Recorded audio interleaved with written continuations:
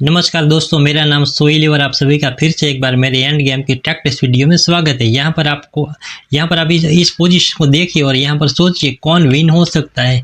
यहाँ पर ब्लैक के पास 2 पास पॉन है और दोनों के दोनों ही यहाँ पर क्वीन बनने जा रहे हैं, जबकि यहाँ पर वाइट के पास 2 नाइट है और ब्लैक के पास 1 बिशप है। क्योंकि ब्लैक का जैसे बिशप यहाँ पर आया D4 वाले स्क्वायर के ऊपर, तो यहाँ पर क्वीन तुरंत उनकी नई बन जाएगी, क्योंकि फिर उसकी क्वीन को रोक पाना नामुमकिन है। यहाँ पर देखिए क्या खेला होगा वाइट ने और ये गेम को ड्रॉ कर डाला।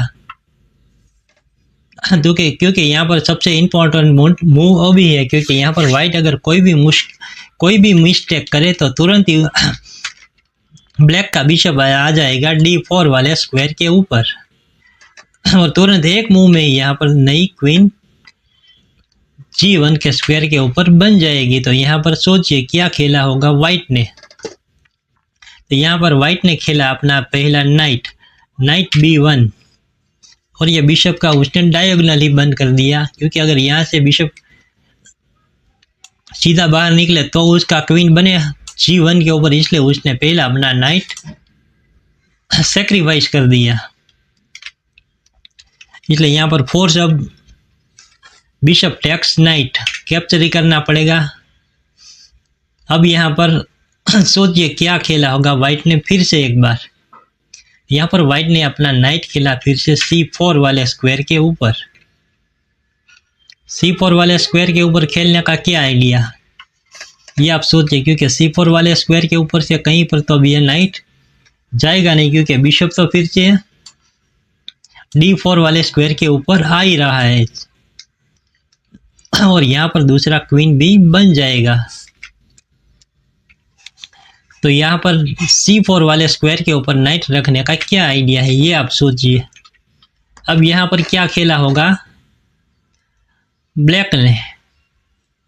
यहाँ पर ब्लैक के पास एक मूव तो ये है, यहाँ पर ब्लैक के पास एक मूव है कि वो अपना बिशप ले जाए D4 वाले स्क्वायर के ऊपर और यहाँ पर नया क्वीन प्रमोट करे। तो पहले हम यही वेरिएशन देख लेते हैं जो गेम में यही खेला गया था। बिशप गया D4 के स्क्वायर के ऊपर। अब यहाँ पर क्वीन बनने से अब कोई भी रोक नहीं सकता। तो अब यहाँ पर फिर से वाइट अपना दूसरा नाइट भी सेक्रीफाइस कर देगा। नाइट जाएगा फिर से E3 में। अब अगर E3 में नाइट को कैप्चर किया तो गेम ड्रॉ हो जाएगी, क्योंकि वाइट के पास कोई स्क्वायर ही नहीं रहेगा बाहर निकलने के लिए। इसलिए अब ब्लैक इस नाइट को कैप्चर नहीं कर सकता।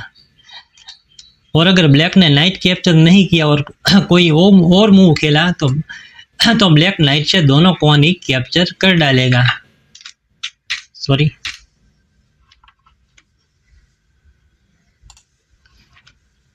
और यहाँ पर कोई दूसरी मूव की तो यहाँ पर ब्लैक दोनों कॉन ही कैप्चर कर डालेगा और गेम ड्रॉ फिर से हो जाएगी।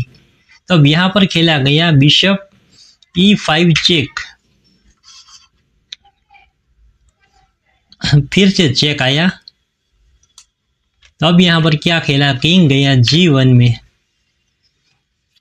और अभी भी आप चेक दे नहीं सकते H2 से। अगर H2 से चेक दिया तो फिर से गेम ड्रॉ हो जाएगी, क्योंकि किंग G2 वाले कॉन को कैप्चर कर डालेगा। इसलिए यहाँ पर एक मूव अपना किंग ले जाए G3 में और चेकमेट कर दे, क्योंकि अब अगर उसने ये कॉन कैप्चर किया तो उसका किंग G3 के स्क्वायर के ऊपर आ गया है। तो अब क्या खेलेगा यहाँ पर वाइट। तो यहाँ पर वाइट बहुत ही बढ़िया मूव खेलेगा और वो खेलेगा नाइट टेक्स G2। उसने कौन ही कैप्चर कर डाला फिर से। अगर कौन से नाइट को कैप्चर किया तो फिर से गेम ड्रॉ हो जाएगी, क्योंकि वाइट के पास बाहर निकलने के लिए कोई जगह ही नहीं है और गेम ड्रॉ हो जाएगी। और कौन पुश किया तो किंग चला जाएगा H1 में और गेम ड्रॉ हो जाएगी। और यहाँ पर एक वेरिएशन और है, शायद आपको लगेगा कि वो क्यों नहीं वो खेल सकता ब्लैक। यहाँ पर नाइट C4 के बाद आपको लगेगा कि बिशप क्यों ना C1 के ऊपर रखा जाए अगर C1 के ऊपर बिशप आया तो शायद कुछ नया वेरिएशन निकले, तो यहाँ पर भी फिर भी नाइट आएगा E3 के स्क्वायर के ऊपर ही, क्योंकि अब आपको फोर्स इसे कैप्चर ही करना पड़ेगा। अगर आपने कैप्चर नहीं किया तो ये नाइट फिर से दोनों कॉन को कैप्चर कर डालेगा और गेम फिर से ड्रॉ हो जाएगी। अगर कहीं पीछे गया किंग तो यहाँ पर दोनों कॉन अब नाइट कैप्चर कर लेगा और गेम ड्रॉ हो जाएगी। तो दोस्तों ये कैसी लगी आपको मेरी एंड गेम की टैक्टिक्स? अगर आपको ये हमारी गेम और ये हमारा वीडियो पसंद आया हो तो हमारे इस वीडियो को लाइक करें और हमारे चैनल को सब्सक्राइब करें, और हम फिर से एक अगले वीडियो में मिलेंगे।